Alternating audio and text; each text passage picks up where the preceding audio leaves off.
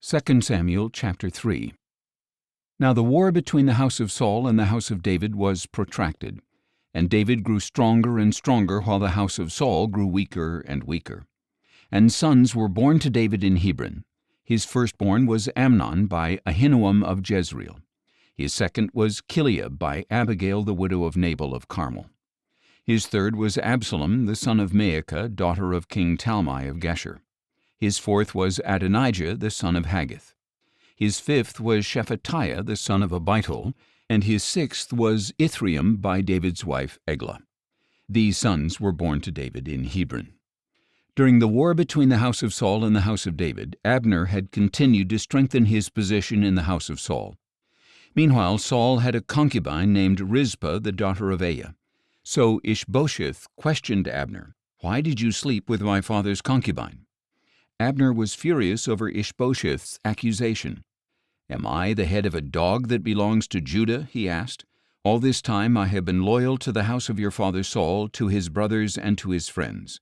I have not delivered you into the hand of David, but now you accuse me of wrongdoing with this woman. May God punish Abner, and ever so severely, if I do not do for David what the Lord has sworn to him, to transfer the kingdom from the house of Saul and to establish the throne of David over Israel and Judah, from Dan to Beersheba."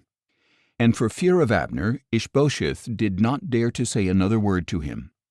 Then Abner sent messengers in his place to say to David, "To whom does the land belong? Make your covenant with me, and surely my hand will be with you to bring all Israel over to you."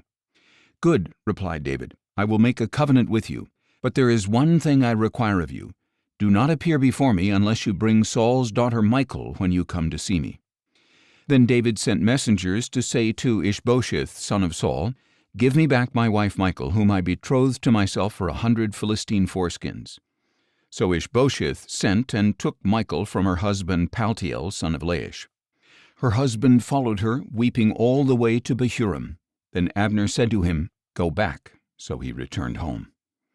Now Abner conferred with the elders of Israel and said, "In the past you sought David as your king. Now take action, because the Lord has said to David, 'Through my servant David I will save my people Israel from the hands of the Philistines and of all their enemies.'" Abner also spoke to the Benjamites and went to Hebron to tell David all that seemed good to Israel and to the whole house of Benjamin. When Abner and 20 of his men came to David at Hebron, David held a feast for them. Then Abner said to David, "Let me go at once, and I will gather all Israel to my lord the king, that they may make a covenant with you, and that you may rule over all that your heart desires."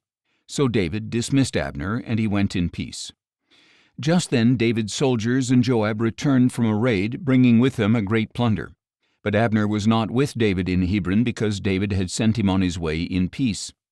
When Joab and all his troops arrived, he was informed, "Abner son of Ner came to see the king, who sent him on his way in peace." So Joab went to the king and said, "What have you done? Look, Abner came to you. Why did you dismiss him? Now he is getting away. Surely you realize that Abner son of Ner came to deceive you and to track your movements and all that you are doing." As soon as Joab had left David, he sent messengers after Abner, who brought him back from the well of Sirah, but David was unaware of it. When Abner returned to Hebron, Joab pulled him aside into the gateway as if to speak to him privately, and there Joab stabbed him in the stomach. So Abner died on account of the blood of Joab's brother Asahel. Afterward David heard about this and said, "I and my kingdom are forever guiltless before the Lord concerning the blood of Abner son of Ner. May it whirl over the heads of Joab and the entire house of his father, and may the house of Joab never be without one having a discharge or skin disease, or one who leans on a staff or falls by the sword or lacks food." Joab and his brother Abishai murdered Abner because he had killed their brother Asahel in the battle at Gibeon. Then David ordered Joab and all the people with him, "Tear your clothes, put on sackcloth, and mourn before Abner." And King David himself walked behind the funeral bier. When they buried Abner in Hebron, the king wept aloud at Abner's tomb, and all the people wept. And the king sang this lament for Abner: "Should Abner die the death of a fool? Your hands were not bound, your feet were not fettered. As a man falls before the wicked, so also you fell."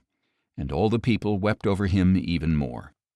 Then all the people came and urged David to eat something while it was still day, but David took an oath, saying, "May God punish me and ever so severely if I taste bread or anything else before the sun sets."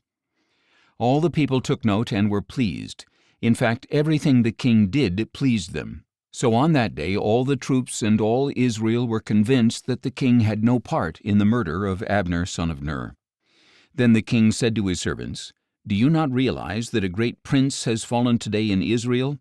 And I am weak this day, though anointed as king. And these men, the sons of Zeruiah, are too fierce for me. May the Lord repay the evildoer according to his evil."